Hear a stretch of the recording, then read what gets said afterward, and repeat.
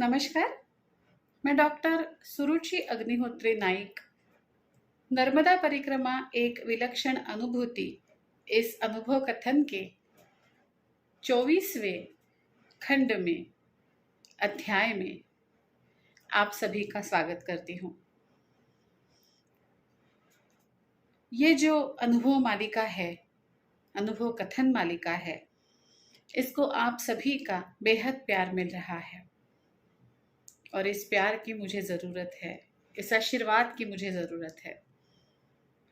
पिछली बार हम शांतिलाल पावरा के घर में थे। वीडियो के अंत में मैं भी बहुत भावुक हो चुकी थी और आप सबने भी लिखा है कि आपके भी आंसू बहने लगे थे। यही तो माई की किमिया है। मैं यहाँ इस पार वीडियो से आपसे जुड़ी हुई हूँ और मेरी माध्यम से माई आपके पास पहुँच रही है।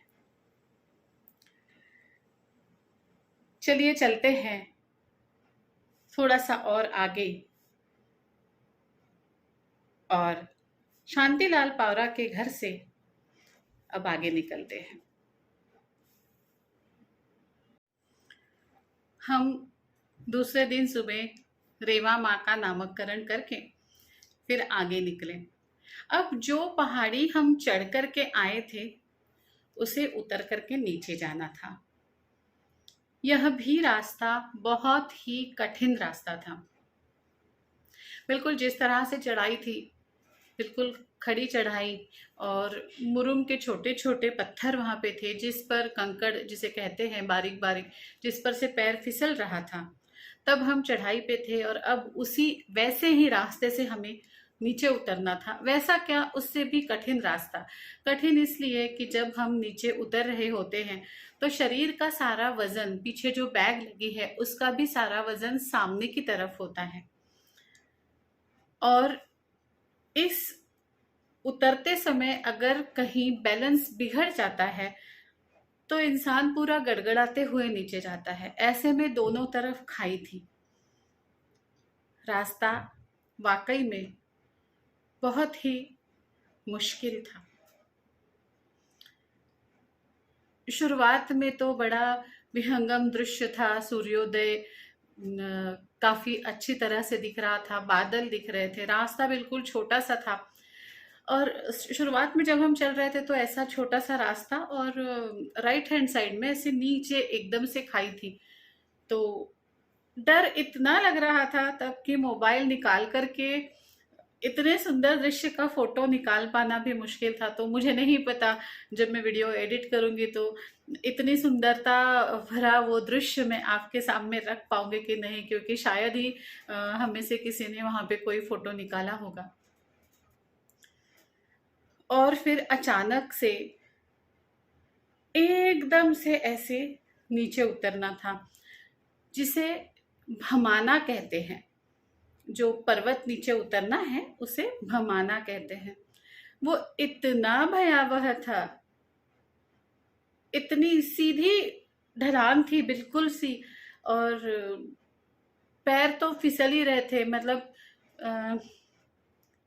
जिस किसी को देखो एक दो बार वह फिसल के खड़ा हुआ था। मैंने जूते उतार लिए थे क्योंकि जूते से ज़्यादा मुझे ऐसा लग रहा था कि जूते पहनने से मैं ज़्यादा जोर से फिसलूंगी। हम बिल्कुल सीधे एक लाइन में चल रहे थे, जैसे स्कूल के बच्चों को लाइन में चलाया जाता है ना, बिल्कुल उस तरह से।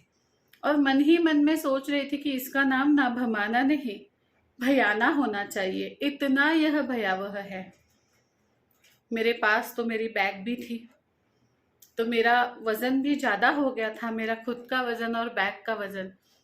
हाथ में लठ था, उसको पकड़ पकड़ के कैसे कैसे तो एक एक कदम मैं आगे की ओर बढ़ा रही थी। नमस्कार, मी नीलिमा रानवडकर रमपेठ विज्ञान महाविद्यालय नागपूर येथून सेवानिवृत्त झाली आहे. मी इंदोर येथे गेले असता अचानक डोळ्यात दुखू लागले. माझी भाची डॉक्टर सुरुची नाईक माझ्यासोबत असल्याने तिने तिचे औषध दिले. एकाच दिवसात मला आराम पडला. फारच प्रभावी औषध होते. तिच्या औषधाने इतरांना देखील फायदा होत असल्याचे माहीतच आहे. तिला अशीच सफलता मिळत राहो, तिच्या औषधाने इतरांना लाभ मिळत राहो, हाच आशीर्वाद. मैं doctor Suruchi Agnihotri Naik tissue salt clinic में आपका स्वागत करती हूँ। दोस्तों, ऋतु बदल रहा है और सर्दी का मौसम आ रहा है। इसके साथ साथ ढेर सारी बीमारियां भी हम तक पहुंचने की कोशिश में हैं। टिश्यू सॉल्ट से अपनी इम्यूनिटी को बढ़ाएं और बीमारियों से दूर रखें। दुष्परिणाम से दूर अत्यंत प्रभावी एवं उपयुक्त टिश्यू सॉल्ट के लिए स्क्रीन पर दिए गए नंबर पर संपर्क करें, यानी कि मुझे संपर्क करें। मैं डॉक्टर सुरुचि अग्निहोत्री नाइक और मेरा नंबर है 9823653511। फिर एक बार दोहराती हूँ, 9823653511। कहने को ये शूल पानी की झाड़ी का आखिरी टप्पा था। आखिरी टप्पा मतलब ये कह सकते हैं कि कठिनाई वाला आखिरी टप्पा या आखिरी भाग हम कहेंगे, लेकिन यह इतना ज़्यादा भयावह था, इतना ज़्यादा सीधी ढलान, बिल्कुल 80 डिग्रीज के एंगल की भी होगी, ऐसे तो बता नहीं सकती हूँ मैं, कि ये किसी के जीवन का आखिरी टप्पा हो सकता था। क्योंकि दोनों बाजू में, मैंने आपको बताया, दोनों बाजू में खाई थी और बीच में ये रास्ता बहुत छोटा नहीं था, ये रास्ता थोड़ा सा बड़ा था, लेकिन ढलान बहुत तेज थी। किसी के लिए क्या, ये जो भवाना था, ये मेरे लिए ही मेरे जीवन का अंत हो सकता था। हुआ ये, हम लोग आगे एक लाइन में चल रहे थे और मेरे सामने स्मिता ताई थी। हम सभियों में काफी हम अंतर रख के चल रहे थे, क्योंकि अगर कोई फिसल गया तो उसका धक्का आगे वाले को ना लगे, और इसलिए हम सभी में एक दूसरे के बीच में बहुत सारा अंतर हमने रखा हुआ था और हर कोई एक बार गिरता था फिर से उठता था। बहुत ही डरावना। कुछ लोग तो बैठ करके धीरे धीरे एक एक कदम आगे बढ़ा रहे थे। एक बात बताऊं, यहां तो मेरा अंत निश्चित था, लेकिन जो मुझे आवाज आई थी ना, मैंने पिछले अनुभव में आपको बताया था कि मुझे आवाज आई थी, अपने कर्मों का बोझा दूसरों के कंधे पर अगर डालती हो तो परिक्रमा करने की जरूरत नहीं है। और यह आवाज सुन के मैंने मेरी बैग अपने पास रखी थी। पता है क्या हुआ? उस बैग की वजह से मेरी जान बची है। अगर वो बैग मेरे कंधे पर नहीं होती तो मैं आज आपके सामने नहीं होती, 100% नहीं होती। बताती हूँ कैसे। मैं बिल्कुल एक एक कदम फूक फूक के चल रही थी, फिर भी थोड़ी थोड़ी देर में मैं फिसल ही रही थी, और एक बार मैं ऐसी फिसली, बिल्कुल छोटे बच्चे जैसे, वो घसरगुंडी नहीं होती है, स्लाइड क्या कहते हैं उसे हिंदी में, पार्क में जो लगी होती है जिस पर से बच्चे फिसलते हैं ना, फिसलन पट्टी, मानो उसके ऊपर से मैं फिसल रही हूं। ऐसे मैं गिर गई। मैं गिरी तो सीधा मेरे मेरे गर्दन के नीचे इतना बड़ा पत्थर आ गया। ये तो बैग थी कि वो बैग मेरे गर्दन के और वो पत्थर के बीच में आ गई, नहीं तो मेरा सर पत्थर पर टकरा कर ही मेरा अंत हो जाता था। मैं बच गई थी बैग की वजह से। ये तो मैं गिरी और मैं फिसली। अब मैं फिसली कैसे, दोनों तरफ खाई थी लेकिन राइट साइड में थोड़ा सा स्लोप ऐसे ऊंचा ऊंचा था और लेफ्ट साइड में ऐसे नीचा था, इस तरह से।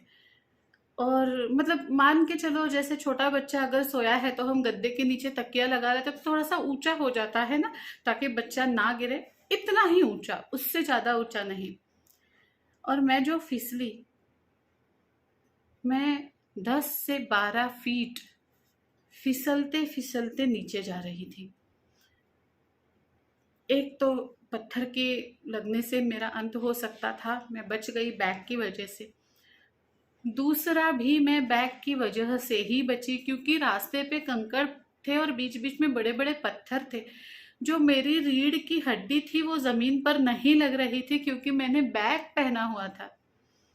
कमर से लेकर के कंधे तक पूरी की पूरी मेरी रीढ़ की हड्डी जो थी वह सुरक्षित थी। फिर भी मैं फिसली इस तरह से कि अगर मैं लेफ्ट साइड में जाती तो मैं लेफ्ट साइड से नीचे गिर जाती। मैं राइट साइड की तरफ फिसलती चली गई और क्योंकि वहां पे थोड़ी सी ऊंचाई थी तो मेरा जो फिसलने का स्पीड था वो कम हो गया।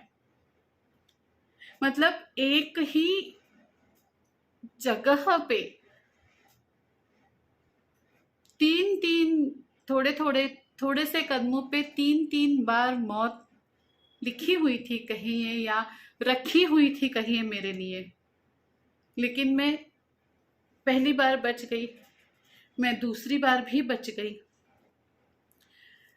और तीसरी बार मैं कैसे बची आपको बताती हूँ।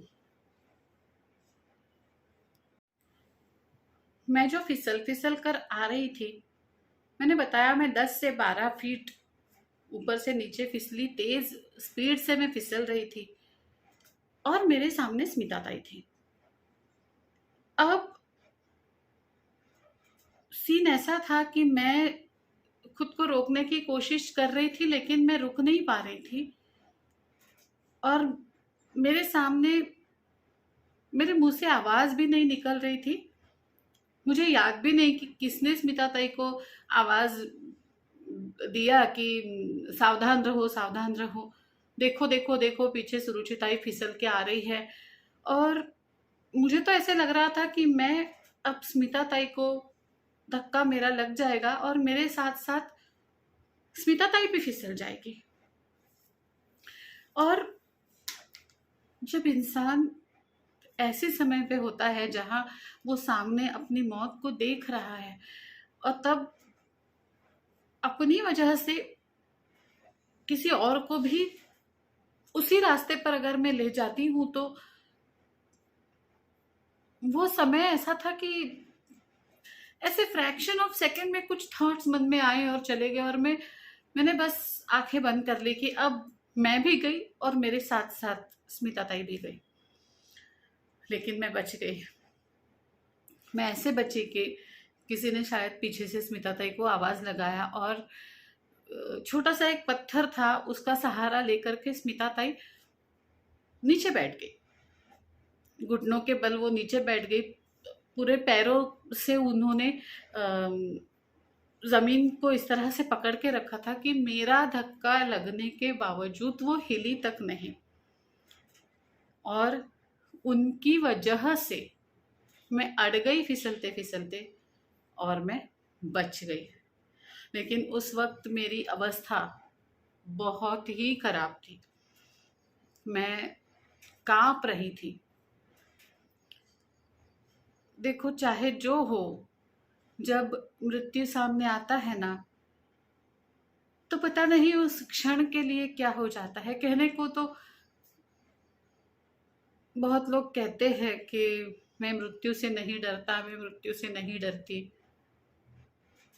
लेकिन वो एक क्षण जो होता है वो थोड़ा सा विक्षिप्त होता है, शायद क्योंकि हमने मृत्यु देखा नहीं है कभी, उस वजह से होगा। लेकिन अचानक से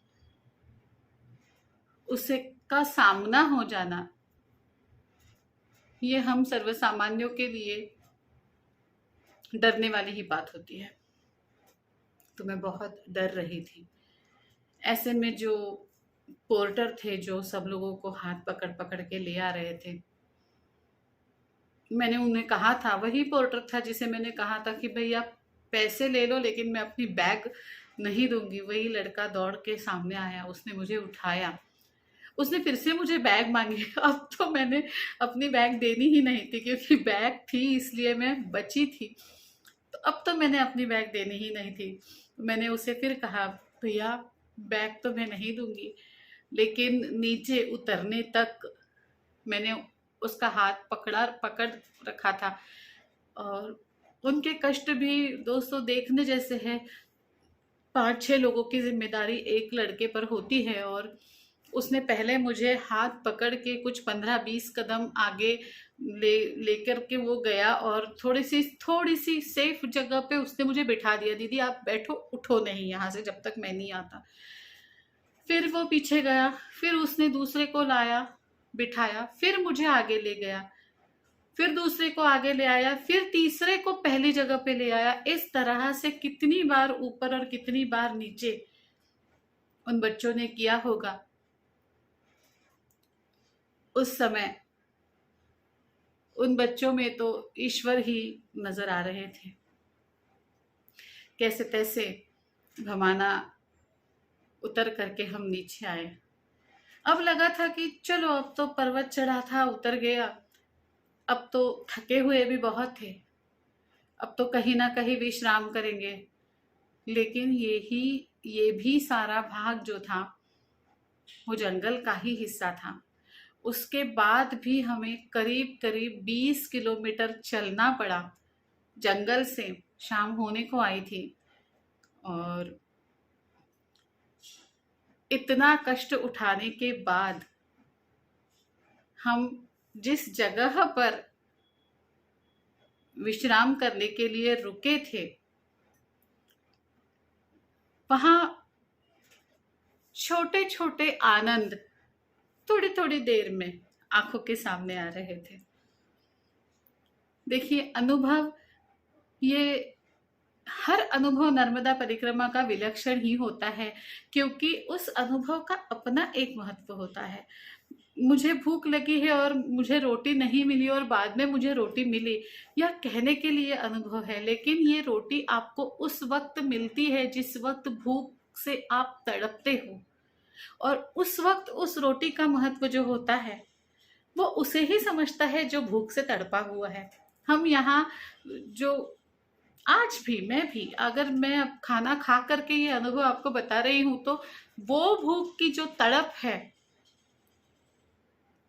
वो थोड़ी सी कम हो जाएगी। ये महसूस करने की बात है। तो अनुभव छोटा या बड़ा नहीं होता, अनुभव अनुभव होता है। जिस तरह से ऐसे अनुभव आते हैं, उस तरह से अत्यंत आनंद देने वाले भी अनुभव आते हैं, जिन्हें मैं अनुभव ही कहती हूँ, क्योंकि वो मेरे मन को एक विशेष कवच में कहिए या एक विशेष स्थिति में कहिए लेकर के जाता है।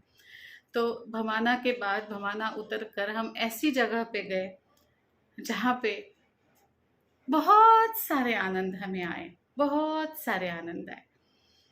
अब इतने सारे आनंद, इतना कष्ट उठाने के बाद जब आते हैं तो वो तो बड़ी सुख की बात होती है। और जब मैं मेरे दोस्तों से, मेरे परिवार से दुख की बातें, मृत्यु की बातें, अनुभव की बातें, माई के दर्शन की बातें बताती हूँ, तो ये भी बताना मेरा कर्तव्य समझती हूँ। तो इस अनुभव को, छोटे छोटे आनंदों को मिलते हैं, लेकिन अगले खंड में, अगले अध्याय में। आपको तब तक के लिए मेरा एक छोटा सा काम करना है। ये जो माई ने मुझे जीवन दान दिया है, एक जगह पे 3 बार मेरी मौत रखी हुई थी मेरे लिए, उसमें से माई ने मुझे बिल्कुल हल्के से, जैसे कोई फूल उठाओ ना, उस तरह से मुझे माई ने, मेरे सदगुरु ने उठा के जिंदा रखा है। किस लिए? कि ये माई की महिमा मैं आप सबको बताऊं, और इसीलिए मैं आपसे निवेदन करती हूँ कि ये माई की महिमा आप भी हर किसी को बताएं, इस चैनल को आप सब्सक्राइब करें, लाइक करें और बहुत लोगों को, जितने ज़्यादा लोगों को आप ये वीडियो भेज सकते हो उतने लोगों को आप ये वीडियो भेजें, ताकि ये माई के गुणगान, ये माई की महिमा हर किसी को मिले। और अगर कोई एक व्यक्ति भी मेरे ये अनुभव सुनकर के प्रभावित होता है और परिक्रमा के लिए निकलता है, तो उस जैसा पुण्य ना मुझे मिलेगा ना आपको। तो मिलते हैं अगले खंड में, तब तक के लिए नर्मदे हर, नर्मदे हर, नर्मदे हर।